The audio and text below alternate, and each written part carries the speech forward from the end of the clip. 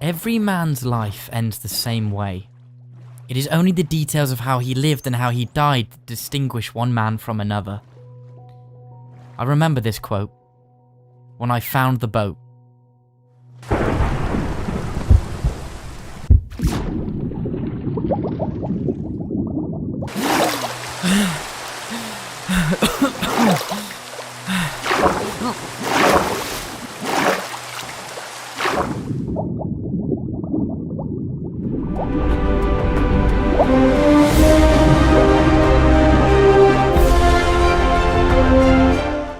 I'm going to attempt to survive 100 days on a deserted survival island. Our journey begins with me, the coffee fuel genius, and an empty inventory. Let's begin.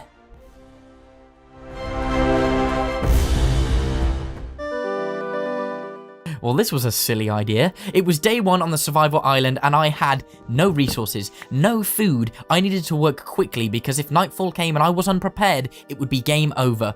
I made as many tools as possible and prayed that the tree dropped a sapling. And thank goodness me, it did. It dropped 3 saplings which I planted around the island. I then farmed up as much grass as I could in hopes that it would drop seeds to make wheat. I had a turtle on the island to keep me sane while I extended it slightly to make a small farm in which I would plant my seeds.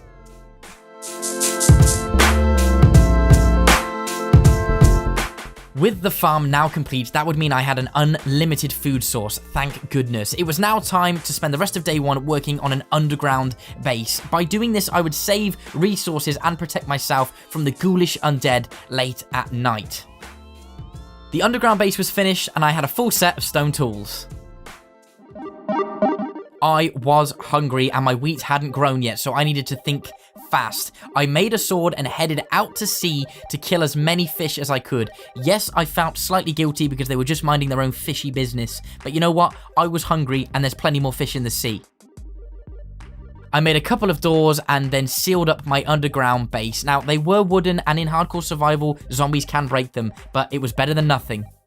With no bed and sleep deprivation setting in, I mined all night of day 1 for more resources such as coal and cobblestone. I mean, I just made some stairs to make going up and down the base a little bit easier. You know, I couldn't really do much. I was limited being in the caves all night. Day 2 already, so I decided to aesthetically improve my island just slightly. I added a small cobblestone hut around my cave. It wasn't much, but you know, it's just me on the island. There's no one to judge. I decided to make some minor improvements here and there as well. Now, once again, without a bed, I had to spend the evening of day 2 mining for more resources. I did find some iron, so that was great. And then I just spent all night mining because there was nothing else I could do. Day 3 was the day in which I realized I was going to be stuck on this island alone for a very, very long time, so I decided to work on my farm just slightly to make more wheat because I needed more food. I then proceeded to smelt all the ores from the night before and then made a few iron tools. It was going well. Once again, you guessed it, the night of day 4, I spent my time mining. More mining. There was nothing else I could do on this island. I started to go insane Finally, I'd found some diamonds, which would improve my chances of getting off this island. It's like seeing a plate of your favorite food. The juices, the texture, diamond is just the best.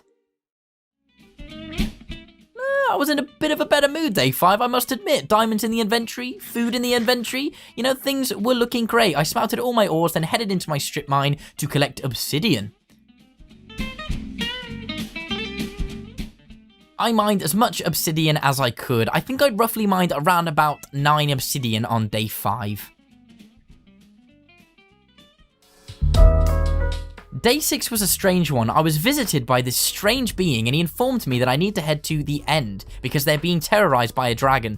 So I agreed that I was sorted out for him, but I just need a bit of time and resources. If I was to save the end from this dragon, I would need to improve on my fighting technique, so I spent the night of day 6 defending my island from ghoulish spiders and evil drowned beings. I worked my hardest. I was fearing for the turtle's life at this point. I thought there's no way that this drowned monster would eliminate my only friend, so I used my shield to defend his trident throws. No! Oh, thank goodness, he's alive. But then I was attacked by phantoms. They were coming at me left, right, and center. I just didn't know what to do. So I headed into my base just for a second to gather my thoughts. I headed out to try and kill the drowned being, but there was no chance. It was almost over. They could have killed me then. It was just too risky. I decided to eat my food and relax the rest of the night. Whew, that was a close one. I needed to work on something more substantial. A real base.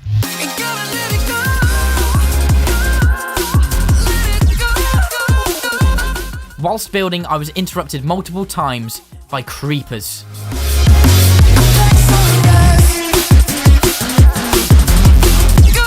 I was so close, but once again, interrupted by phantoms.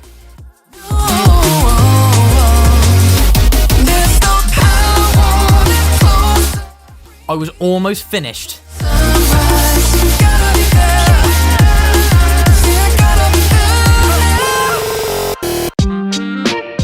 What a very, very busy few days, fighting monsters, building my base. It was time to just cool it down, you know, go fishing, extend my farm. I was so proud of how far I'd come in the last few days.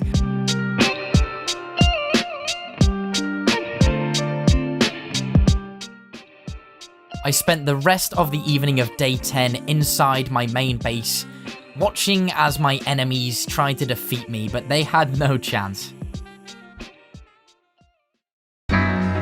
Day 11 was here, and I collected as much wood as I could because I wanted to box in my farm. I just thought it looked weird, just a bunch of soil, like, extended from the island. So I boxed it in using wooden planks and a bunch of fences. This ran all the way into day 12. I aesthetically improved the farm just slightly with stone slabs and torches, and then I just farmed up all of the wheat and planted more seeds. You know, the usual. Again, I was fighting phantoms. They're still a pain in my backside. And then I spent the night time mining as much as I could, but I didn't find any diamonds, unfortunately.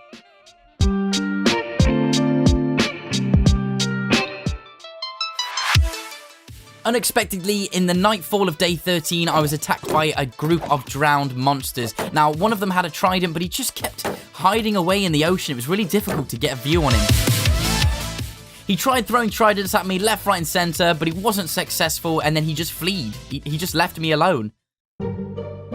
I then spent the evening of day 14 collecting resources and more obsidian. The night of peaceful mining was over, so I decided to build a composter and make as much food as possible, and then I just decided to add a chimney onto my little house. I just thought maybe someone will see the smoke and come and save me. Then the drowned with the trident returned, but stood no match against me and my shield. The dolphins came and helped me out as well, which was an absolute bonus. Without a bed, this was just getting really tough. I bred my turtles together, then headed back inside because I just couldn't do anything at night. I was just attacked by phantoms left, right, and center.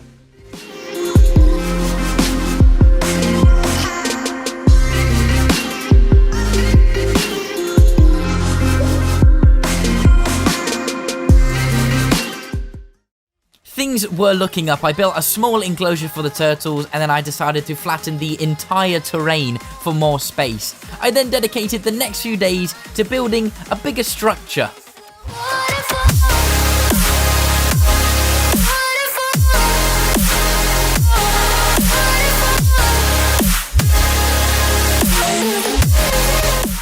The house was complete, so I decided to fill it out with chests and workbenches, furnaces, lanterns, and then I decided to head out the night of day 25 because I really needed a bed. I was sick of fighting phantoms.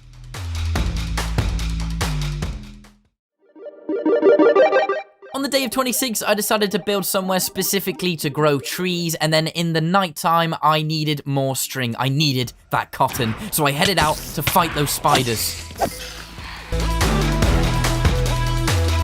I was completely surrounded. Zombies, phantoms, but I needed that spider. I needed that string. It was so close though. They all ganged up on me and I needed to run back to my base. My mission was almost successful. I picked up that piece of string and I only needed one more. One more, so I headed out to kill the spider I spotted in my wheat farm. He dropped a piece of string. Finally, I could craft a bed. Yes, my first good night's sleep on the island. I felt incredible. I made a few improvements to my house, made it look a bit more snazzy, and then yes, you guessed it, it was time to face Hell's Gates. I dedicated the next few days to building a space for my nether portal.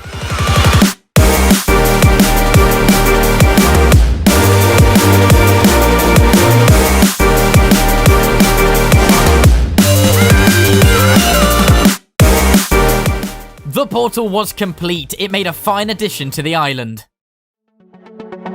It was time. I made myself some gold boots, a new shield. It was time to face hell.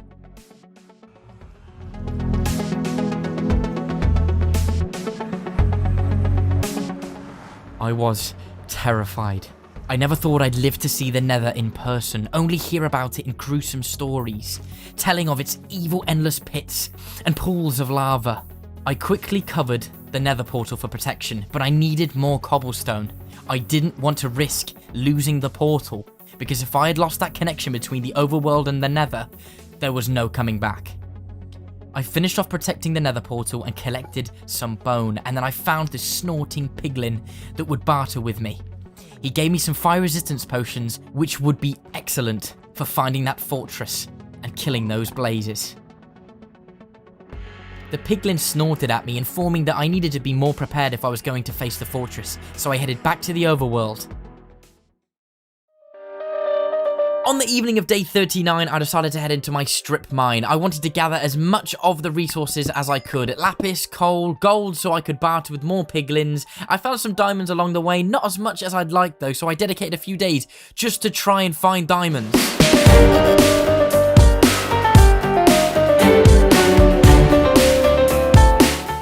I wasn't massively successful here, I only found about 12 diamonds, but it'll do for now. I then dedicated the next few days to making a bow, some diamond armor, and the enchantment table.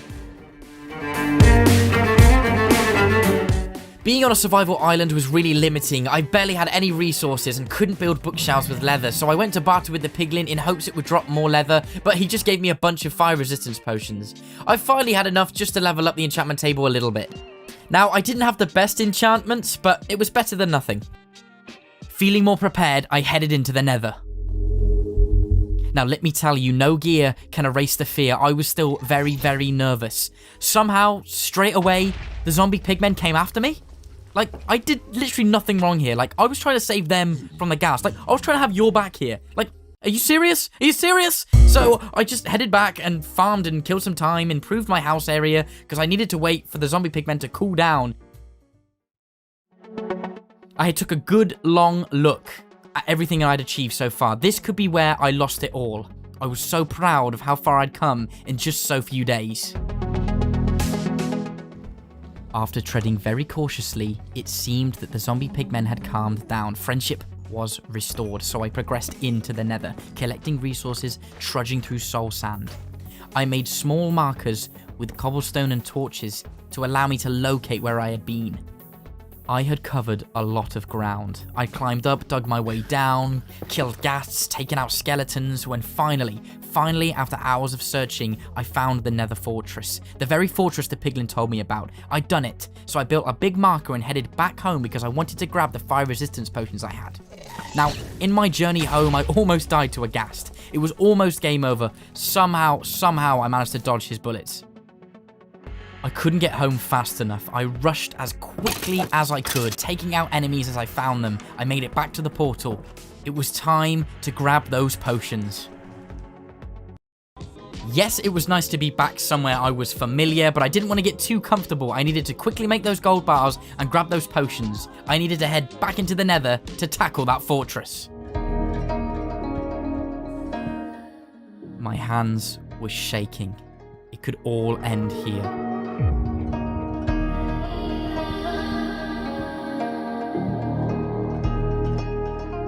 The heat radiated from the Nether brick. I made my way very cautiously onto the outskirts of the fortress.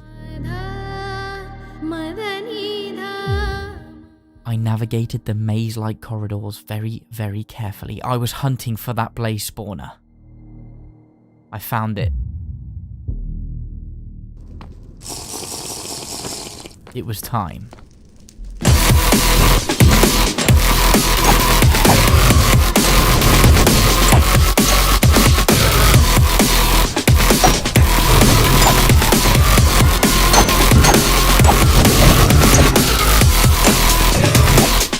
After extinguishing the blaze rods, I collected all the nether wart, looted the chests, and killed wither skeletons.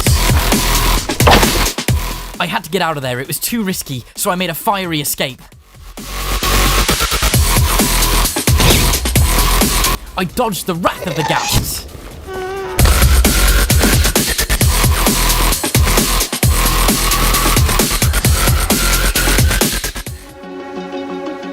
Whew, we made it.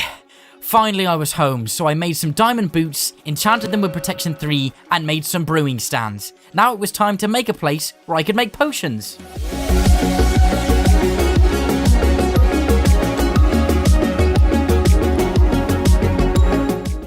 The brewing area was finally finished, so I got to work making as many potions as I could. Now, the fundamental potion I needed was an awkward potion, so thank goodness I grabbed as much nether wart as I could from the fortress. I then used phantom membrane to make slow-falling potions. This would help me when I'm killing the ender dragon. I then used redstone to extend the length of them, and a bunch of blaze powder to make strength 2 potions. Wow, we've come so far.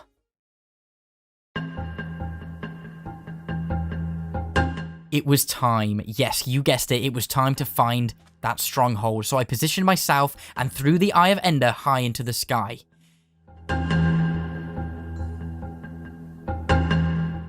Feeling well rested and a belly full of food, it was time, you guessed it, to head to the stronghold. Wish me luck. I was pretty emotional, I won't lie. It was the first time leaving the island. The first time seeing mainland. I made a small outpost, took a deep breath. It was time. Okay. I didn't really go to the stronghold. I found a living, breathing animal, so I brought him back to the survivor island, and then I thought, am I going to find some more animals? So I found a chicken. A real-life chicken, which then I could use the feathers to make more arrows. So, you could go as far to say that I chickened out here. Yes, I didn't go to the stronghold. I brought back the chicken and then bred as many chickens as I could. I headed over to explore. I made a best friend. Like, I was really excited that the parrot and me had formed a bond. Finally, a friend on this lonely journey. I spent a lot of time breeding chickens. Like, a lot.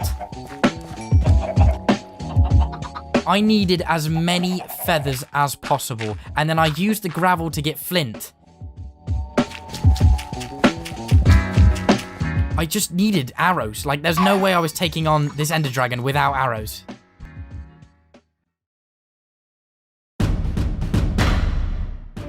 No messing around. It was time. It was finally time to head into the end and kill that ender dragon.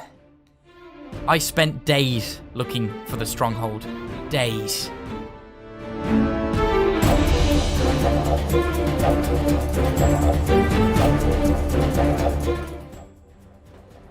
After an exhausting few days, I think I finally found the stronghold.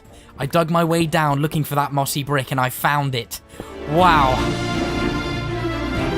I felt insanely lucky. I had fallen right upon the portal. Like, what are the chances of that?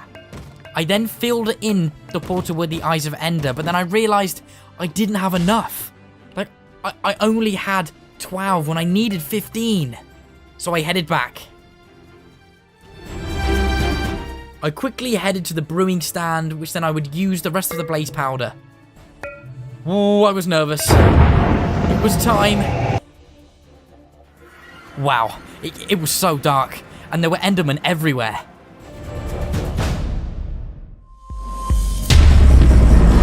I slurped up my slow-falling potion and witnessed the dragon swipe away the Enderman.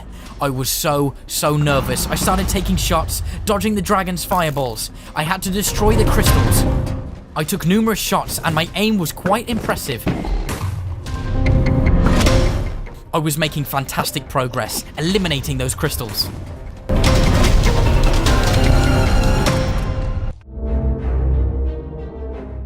I couldn't quite hit the last few, so I climbed the towers. I destroyed another crystal and made my way down. Only one to go. I used my water bucket to climb the tower.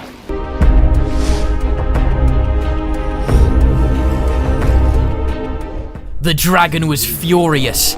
He had seen that I had removed all of the crystals. It was now my time to strike.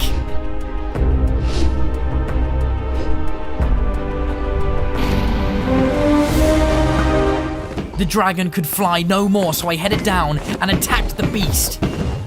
He tried to escape, but my arrow shots and strength 2 potion was too much for him. I did it! I freed the end from the Ender Dragon.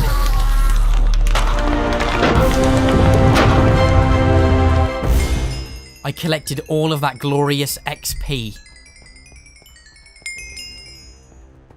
Hey, we did it, little guy. I then collected the dragon egg.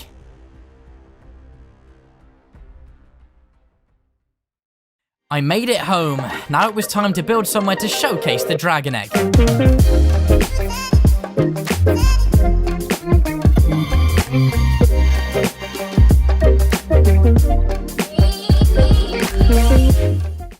I created a small storage facility. We'd made it. 100 days. Thank you so much to each and every single one of you for watching my videos. The response so far has been completely overwhelming, and I cannot thank you enough. It means the absolute world to me. Guys, I'll see you in the next one. I'm the Coffee Fuel Genius. Peace out.